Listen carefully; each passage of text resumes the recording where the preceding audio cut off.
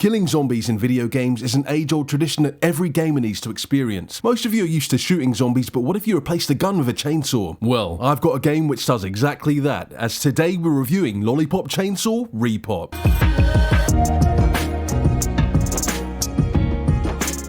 There's been a zombie outbreak at San Romero High School, but fortunately, one of the students is prepared for this exact type of scenario. You'll be playing as Juliet Starling, a student, but not your average student that skips class and smokes in the toilets. That's because Juliet is also a zombie hunter, a tradition that runs in the family. You'll be accompanied by your boyfriend Nick. Well, not entirely, as it's just his head that'll be joining you. It's down to Juliet to find out where these zombies have came from and put an end to the outbreak. All of this is happening on the day of her 18th birthday, might I add. To defend herself, Juliet can use her pom-poms, chainsaw, as well as evade attacks. The combat is one of the game's biggest selling points. It's free-flowing, responsive, and easy to pull off combos. And when I say pull off combos, I'm talking about spamming the light attack and finishing up with a heavy. There were a few combos that I did stick to, but this isn't Devil May Cry, and you don't need to learn any of them. The basic bread and butter combo will get any player to the end of the game. Whilst making your way throughout each level, you'll come across your fellow students who desperately need your help. You'll need to kill all of the zombies around to rescue them. For your troubles, you'll be rewarded with some medals, which is the game's currency, but more importantly, they'll provide you with some hilarious dialogue. Don't worry about the smell.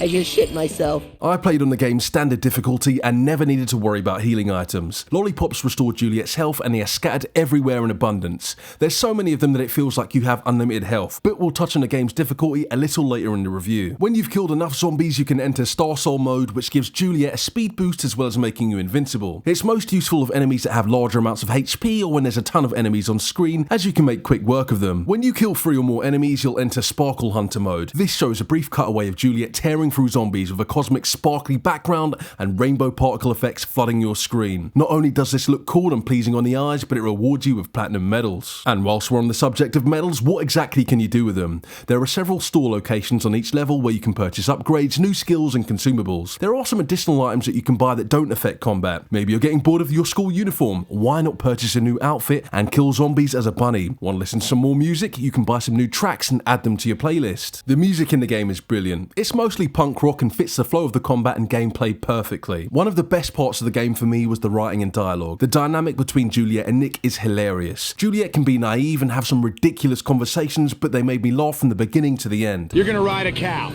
Don't be racist against cows, Nick. Now Nick, he's your typical high school 18-year-old dude, and this conversation captures Nick's personality better than my words can. You don't watch porn, do you, Nick? I mean, I've seen it, but no, never watched it on my own. Gross. Let's be honest, lads, we've all got a bit of Nick in us. That didn't sound as good as I thought it would. In fact, it sounds pretty. You will be on a set path throughout each level, and what I mean by that is there's only one way to go. You won't be able to backtrack, so make sure to explore each area for collectibles or stock up at the shop prior to moving on. Once a level's been completed, you're given an overall ranking which factors in your completion time, medals earned, as well as continues used. Would a hack and slash truly be a hack and slash without bosses? Of course it wouldn't, and Lollipop Chainsaw won't let you down there. Each boss has a few phases that you'll need to go through before you can deliver the final blow. They're all pretty easy, well they are on normal difficulty anyways. They'll introduce a few new mechanics in each battle, like this guy hurling words of abuse at us, quite literally, but you'll just be evading their attacks and waiting for an opening. The evade timing and iframes are incredibly generous, so don't be expecting Elden Ring levels of difficulty here. If you want, you can just keep spamming the evade button and you won't get hit. Not that I did that, of course.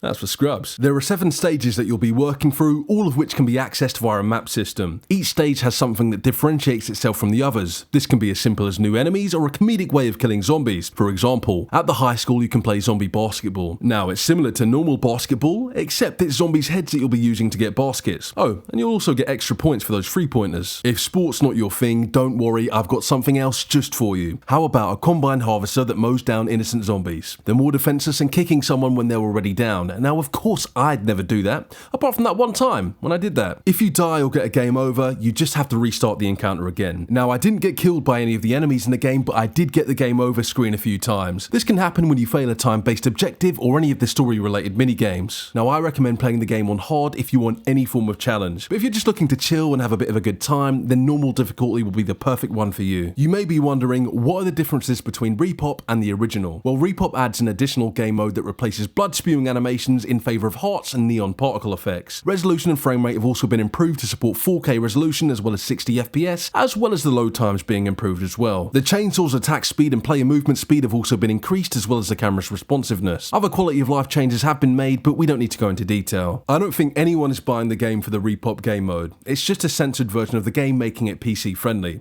I mean, you're still cutting off limbs with a chainsaw regardless of what animation plays.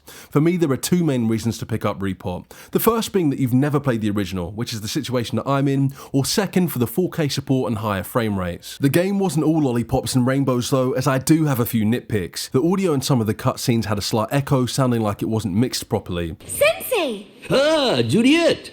One moment, please. There were some locations where the game would stutter, and I tested this in the same location on 2 separate playthroughs. There are also some issues with some of the textures. For example, the floor in this level would start to glitch out. Some of the levels looked amazing, whilst others looked like they didn't receive the same level of care. This also applies to some of the NPC models, with some of them just looking dated, despite some models like Juliet clearly getting a makeover. With that said, once you've completed the game, there are some incentives to keep you playing, including the very hard difficulty setting, a time attack mode, as well as some additional store items. All of the previous levels can be accessed to play through again if you wanted to do some achievement hunting or just get some collectibles. If that's not enough, there are a couple of endings that can be triggered if you wanted to play through the game again. Repop is a short game, and it took me less than 6 hours to see the final credits. It's worth noting that I was taking my time, exploring each area and looking for all the collectibles. I wasn't rushing just to get to the end. Don't expect the game's story to blow you away either, as it's clearly trying to be silly with some light-hearted humour. But I really did enjoy the game's combat mechanics, the dialogue between characters, as well as the neon sparkles and particle effects. I paid £36 or $47 for the game, and whilst I'm okay with the price point, I do think it's on the expensive side. I did enjoy the game and recommend it if you're looking for a new hack and slash title to play.